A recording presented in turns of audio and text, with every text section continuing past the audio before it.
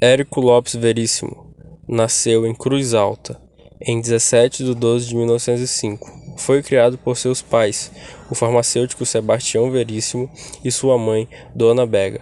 Passou a infância em sua cidade natal, ao lado de seus irmãos, Enio e Maria. Por volta de 1914, quase aos 10 anos, Érico começou a mostrar interesse pelo mundo literário, criando sua própria revista. E aos 13, lia obras de autores nacionais e internacionais, como Joaquim Manuel de Macedo e Walter Scott. Em dezembro de 1922, concluiu a escola e teve que lidar com a separação de seus pais.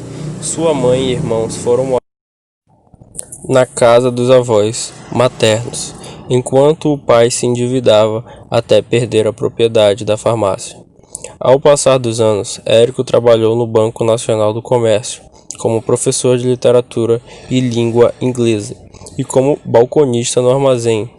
E seu tio, Américo Lopes, em 1924, Érico e sua família saíram da cidade e mudaram-se para a capital gaúcha, para que seus irmãos pudessem frequentar o ginásio. Mas em 1926 voltaram para a cidade natal e Érico se tornou sócio da Farmácia Central, junto com um amigo de seu pai.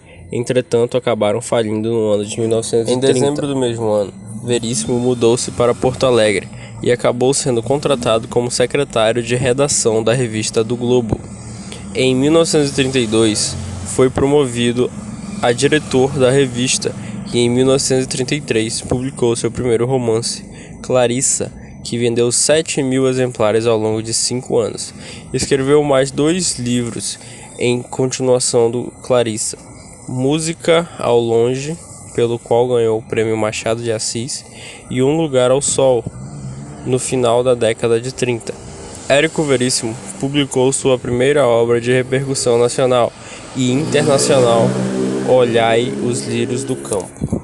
Érico Veríssimo se caracteriza pela sobriedade da linguagem e pela realização de obra autêntica e inovadora, sempre com o objetivo de facilitar o seu entendimento. A composição de seu trabalho, após 1930, é um meio-termo entre a crônica e a notação intimista.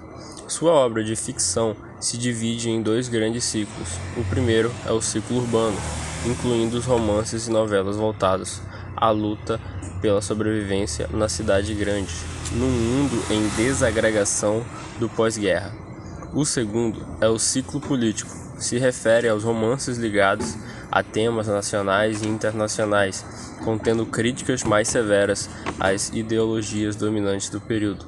O best-seller Olhai aos Lírios do Campo narra a história de Eugênio Pontes, jovem humilde de Porto Alegre que se esforça para se formar em medicina, às custas de sacrifício dos pais, e que decide dar um passo pragmático, casar-se por interesse com Eunice, na esperança de ascender socialmente, ignorando os apelos do seu lado emotivo, que apontam que irá se arrepender de abdicar do seu verdadeiro amor. Olivia.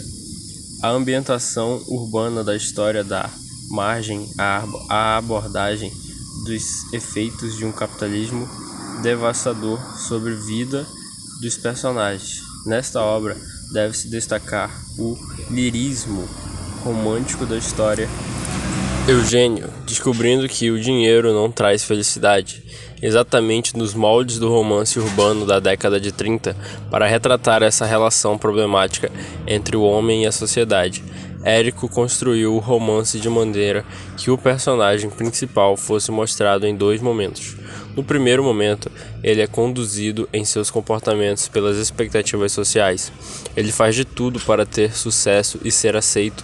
No segundo momento, o romancista mostra o processo de transformação de Eugênio da condição de indivíduo guiado pela expectativa dos outros para a condição de indivíduo autônomo e consciente de si. A narrativa se divide em 2 partes, com 12 capítulos cada uma, sendo a primeira o cruzamento de 2 níveis temporais, o presente e o passado. Assim, entrelaça uma crítica A sociedade fútil e vazia, ao acúmulo de riquezas e à consequente hipocrisia das relações sociais.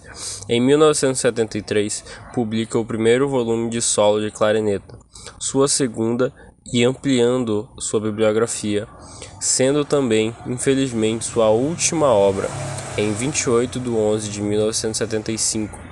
Érico Veríssimo morre vítima de um infarto, recebendo de Carlos Drummond de Andrade um poema como homenagem. A falta de Érico Veríssimo.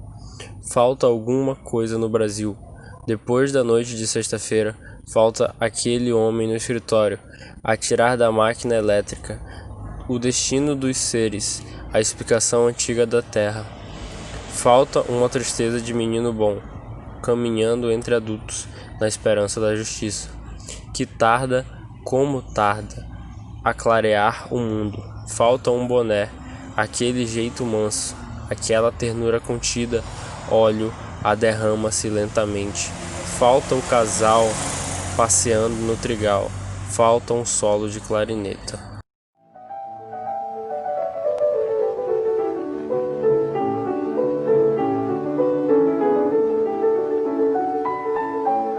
Cruz Alta, a cidade do interior gaúcho em que nasceu, se orgulha do seu filho mais ilustre. Aqui, no próprio quarto onde viu pela primeira vez a luz do dia, há 68 anos, pode reencontrar a lembrança de várias épocas. Épocas que compõem uma vida plena de realizações no mundo da literatura.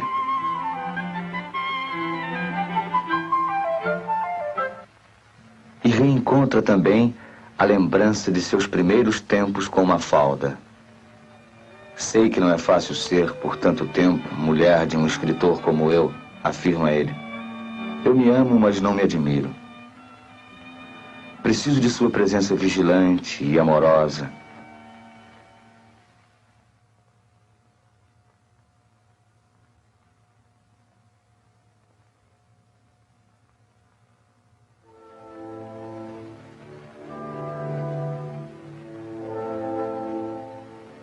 No velho sobrado onde passou a infância, ele parte à procura de um menino que no fundo de si mesmo nunca deixou de existir.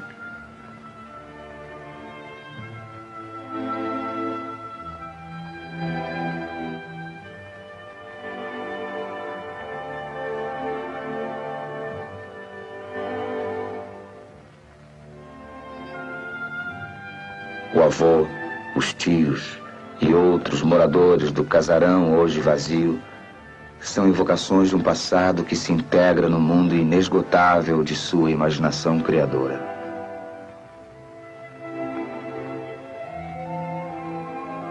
Mundo onde a fecundidade da terra gaúcha simboliza a fértil e generosa existência deste homem, que fez da mansidão no convívio a expressão de seu amor à vida, e da criação literária a sua principal razão de existir.